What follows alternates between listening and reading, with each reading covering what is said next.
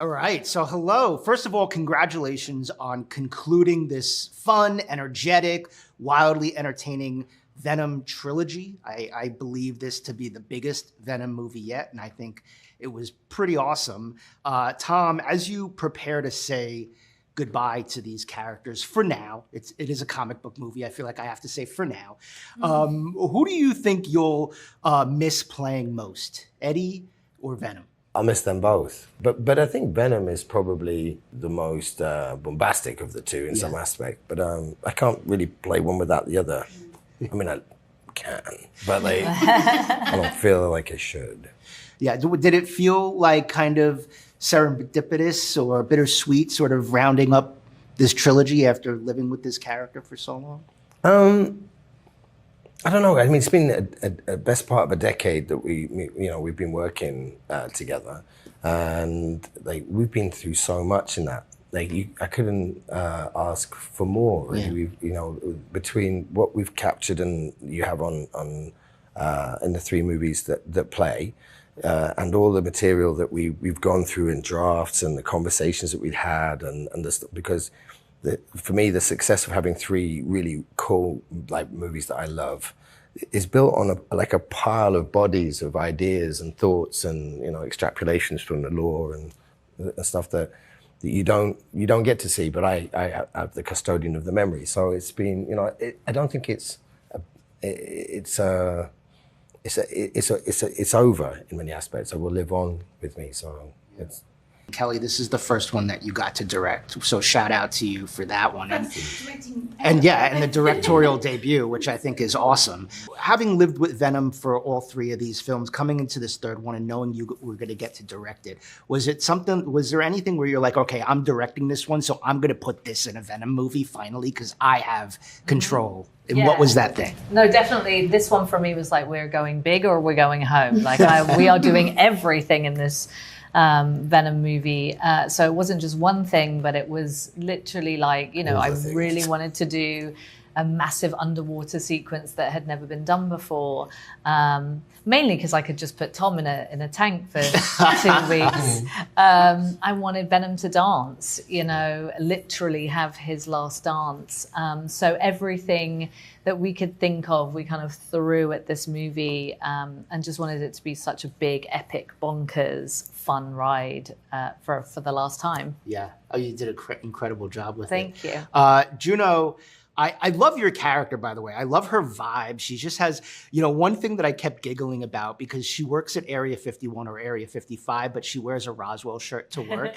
And I just thought there was just something funny about that. I mean, you got the role, you decided to do it. Once you started filming, what was something unexpected where you were like, I had no idea that this was going to happen to me on a film like this? Well, firstly, I think just to start off with, when Kelly reached out to me about it, I mean, the honor of being asked for something that matters so deeply to these two and what they have done with Eddie and Venom and how much I love the movies to begin with, just felt like a pinch me experience when it happened. It was like, oh my God, it's not just exciting because of the actual project itself, but because of what it means to these two. It felt like it was really an honor to be asked to be a part of it. And then I think arriving at work the first day and seeing that incredible set that was the lab that we got to work in, and things worked. Not all of that was CGI stuff. Like the symbiote in the tube, they actually would pop up, and things that it blew my mind. The attention to detail on those sets was truly next level. And I think also, I don't know why I expected maybe it to be more kind of serious, but it was so much fun. And I know you said that from the get-go, we're gonna have fun. That's what I want you to come and have fun. But it was like, I haven't been a huge part in these sort of movies before, and I sort of imagined they would be stricter in some way. And it was just a delight, and getting to work with Chiwetel a lot, and Clark, and then also watching Tom, you doing your thing with Eddie and Venom is something truly magical. Because even when you can't see Venom there, you believe it entirely. And there were some moments where you were like, oh no, he's talking to Venom right now. Yeah, it was like really, really cool to watch. And the whole experience is something I'm going to treasure forever. That's awesome. Yeah, I think the trilogy in general, and I think what separates it from some of these other comic book movies is that fun part of it. Like, it's just so much fun. And the fact that the two of you have been on it this whole ride, it's remained consistent in that way. Chiwetel, you are no stranger, sir, to Marvel movies. You've done it. I'm curious to know, like, what was it about this film? Like, what itch did this film scratch for you? Well, I think just being a huge fan of the Venom films, and what Tom and Kelly have done with it. It's I think that's what's always been the appeal for the fans, is that it's based on this real amazing friendship, between Brock and Venom, and you're just so invested in their relationship, and it's quite rare to see that kind of dynamic played out in a superhero movie, and so. I think that's what everybody falls in love with. Where is their relationship going to go? How are they going to figure this all out? And so, like Juno was saying, it's just a real privilege to be kind of part of that, especially in this moment where it's, the last dance, where you're kind of, when all of that kind of emotion and passion is high, and you just, I was just very, very excited and privileged to be part of it, to join in. I love the symbiotes in this. There's many. When the first trailer released for this film, the Venom horse. Mm-hmm. If I can just tell you how many people dorked out on the Venom horse, I have to ask you a question about the Venom horse. And I mean, talk about filming those scenes. Like, what was that like? Because that was kind of a new element to this film. Well, it was great. A big one that we wanted to do was bring Venom into the daylight. It was a huge choice. We've seen him at night a lot, and obviously that adds a shed load of work onto the Moffat's and the guys at the VFX guys' table. But it was key that we the colours and the opulence and the fun and the sort of epic nature, the bombast of The Last Dance required Eddie and Venom to be out in the day. Mm-hmm. And in the desert, in Vegas, in these places that we visit. And the horse was, it was a brilliant, brilliant idea. I don't remember whose it was. Was it? It was yours? Okay. Okay. Go with that. No, it was a great idea, Kelly. And to see that horse do that speed, and the throwback actually to the first movie, I'm joking, it was Kelly's idea. And the throwback to the motorbike chase in San Francisco in the original, where Eddie gets taken for a hell of a ride off the hills, and the bike comes away from him and Venom brings it back to the bike. To be replayed out on a horse was just that's such a lovely callback. Mm-hmm. I didn't spend any time on a horse because it was too big, the Venom horse. I spent a lot of time on a rig with a blue mattress over top of it, with a wind machine being shook up and down on a wire. But I imagine the ride. Was like thrilling. When you were like brainstorming these different, because there was like a Venom frog or lizard as well. Were there any other Venoms on the cutting room floor that you were like, oh, I wish we would have? There was a Venom eel that looked really cool that Carl Lindbergh designed. So he initially went fish, frog, eel.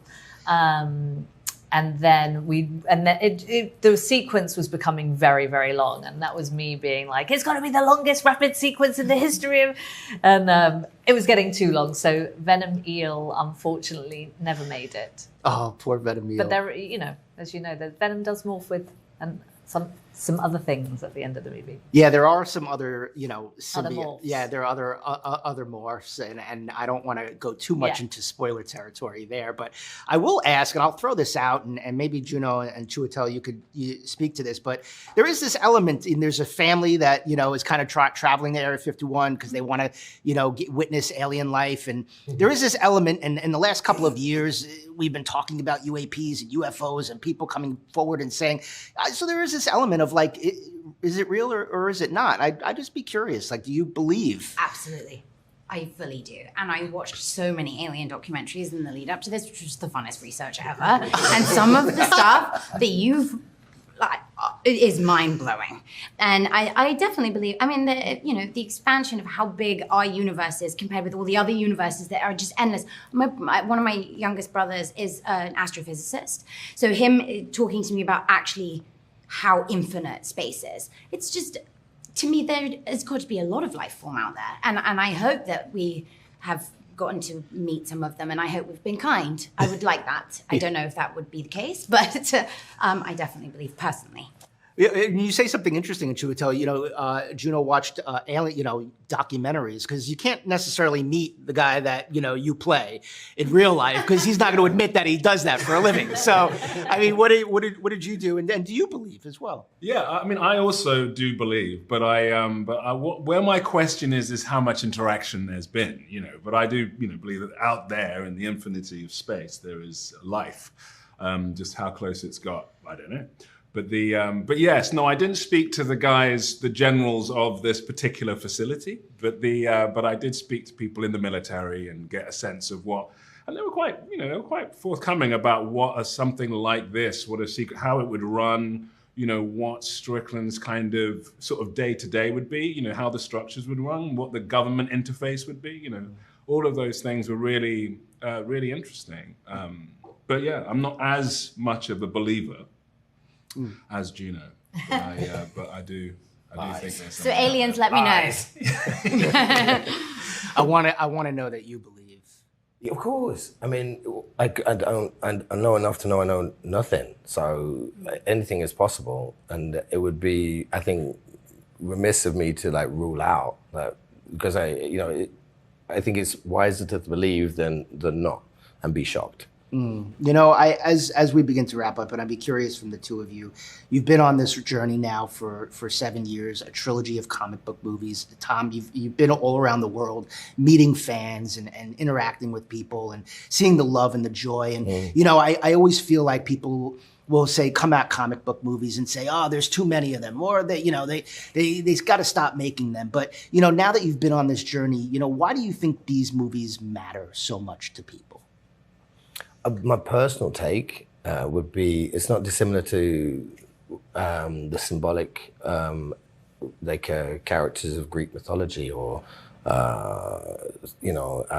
Greek theatre. Yeah, so the superhero is a symbolic reference of which we can imbue our own personal identification to. So that's a very old format of understanding epic stories and the paradox of the human condition in nuance to huge drama to high drama, and that's what superhero movies are technically now. So I think we would be remiss to remove them from the canon of entertainment, because they're big and they cover a lot of bases with symbolic reference. What about you, Kelly? I don't know, there's a line in the movie that says, we all have monsters inside of us. Oh. And I just think that we connect with Eddie and Venom because we all have our own inner dark voice that we combat all the time, that says negative things to us. And these two have managed to turn it around into love and friendship, which is really what underpins all three of the movies, no matter how big or crazy they get. That the movies are about what you'll do for the ones that you love, and that's why I think we connect with them. Well, I think you guys did a phenomenal job. Tom, I think you crushed all three of these films. Oh, thank you. As a fan, I hope at some point down the road they get you back to do one of these against Spider-Man or something. But thank you so much, and good luck with the film. Thank you. Thanks.